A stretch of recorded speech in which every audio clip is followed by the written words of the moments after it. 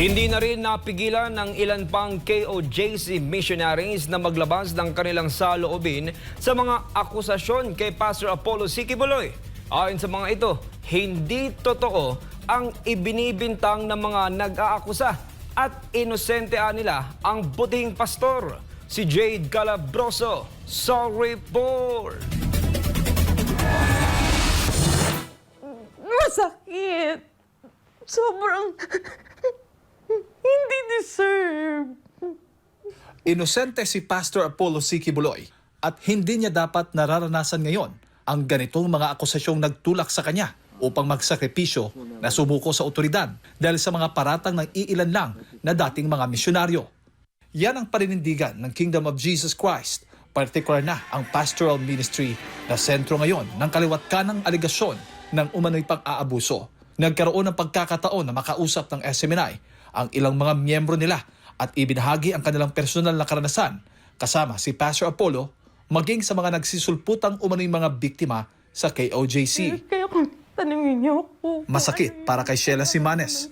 Halos isang dekada na sa paglilingkod at assistant ng butihing pastor na makitang ganito ang sinapit ni Pastor Apollo, lalo na't saksi siya kung gaano kabuti ito. Matuwid lang ang pamumuhay ng mga tao na nakasentro sa kalooban ng Diyos. Ani Simanes, si Pastor Apollo ang totoong inabuso ng mga nag-aakusa sa kanya ngayon dahil anya masyadong mabuti si Pastor Apollo sa kanila. Inabuso ninyo si Pastor. Hindi kayo ang inabuso. Si Pastor ang inabuso ninyo. Kasi si Pastor masyadong mabait. Masyado siyang nagtiwala sa atin. Hindi niya kailanman tinignan. Hindi niya tinignan kung gaano ko kayo kaputik nung wala pa kayo sa kingdom. Ang tinignan niya kung paano kayo magbago. Kaya masakit. Ang sakit. Makita mo na ganyan yung taong nag-aruga sa inyo. Pinag-aral kayo, pero binaboy ninyo.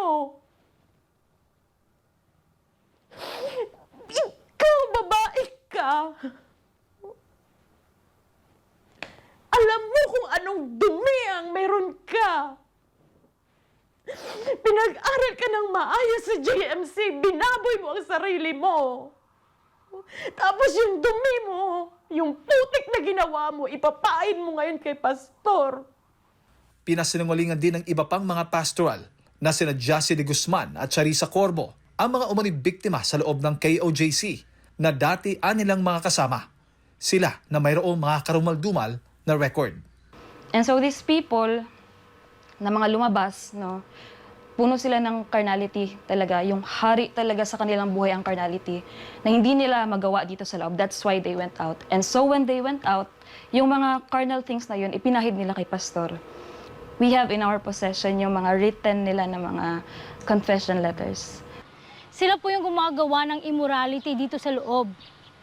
Sa amin dito, may itinuro sa amin si Pastor na standards between the relationship, your relationship with the opposite sex. Kasi never na itinotolerate, it's not tolerated here in the kingdom, yung magbo-boyfriend ka, yung nagliligawan kayo, tapos nagde-display kayo ng yung public display of affection. Hindi po yan tinotolerate dito kasi tinuturuan kami ni Pastor dito na maging spiritual, na maging ehemplo. Nung magkasama pa naman kami dito, laging nasa bibig nila ang pagpapasalamat nila kay Pastor.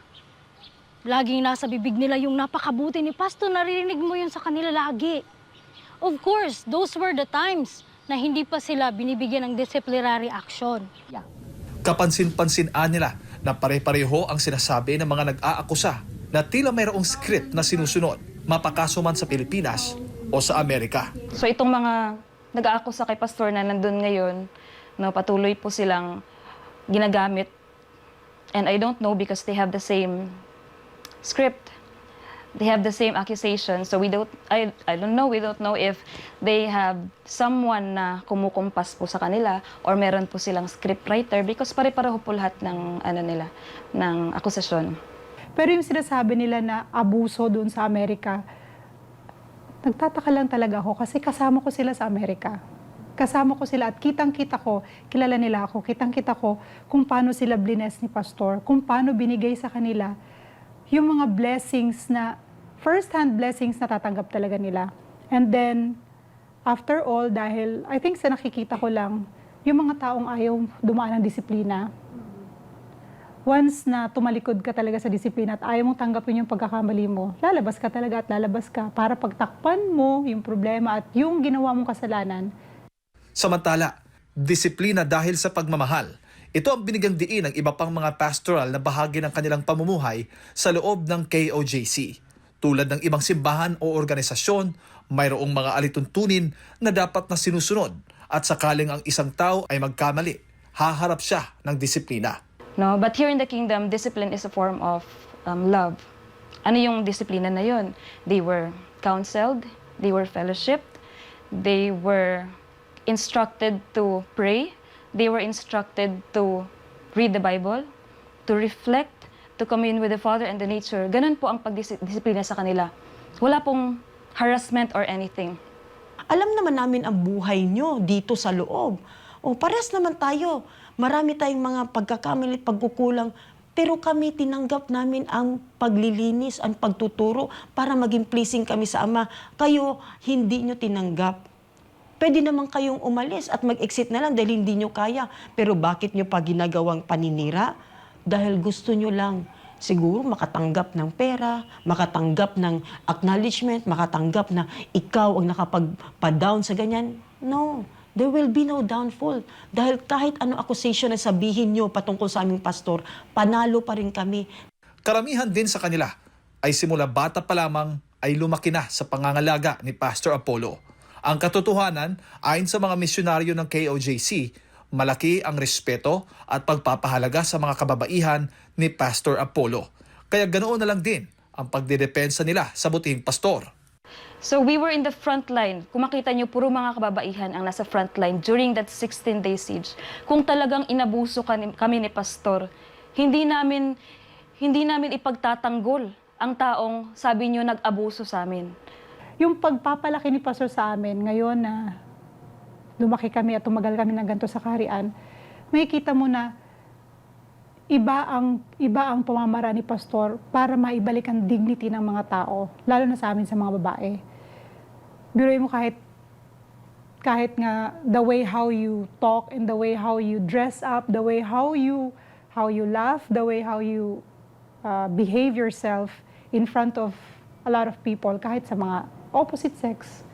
We will not remain here in the kingdom if we have experienced rape, we have experienced molestation, molested me diri, even one single day. Dili mi mag-remain diri kung muna'y lingwahe ni Pastor.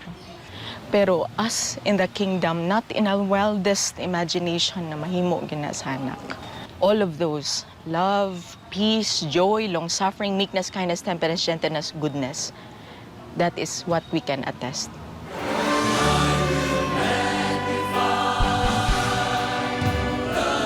Lubos naman ang pasasalamat ng milyon-milyong miyembro at misyonaryo ng KOJC sa dakilang pag-ibig na ipinakita ni Pastor Apollo sa kanila, na bagamat wala siyang kasalanan at inosente, ay pinili niyang sumuko sa otoridad upang matapos na ang higit kalahating buwang pagkubkob ng kapulisan sa religious compound sa Davao City. Matatandaan ding mensahe ni Pastor Apollo sa kanyang mga tagasunod at tagasuporta, manatiling matatag sa kabila ng kapagsubukan. Patuloy naman ang pananalangin ng KOJC maging ng mamamayang Pilipino na maipatupad ng tama ang batas at nang magkaroon na ng hustisya. Para sa Diyos at sa Pilipinas kumahal, ito si Jade Galabroso, SMNA News.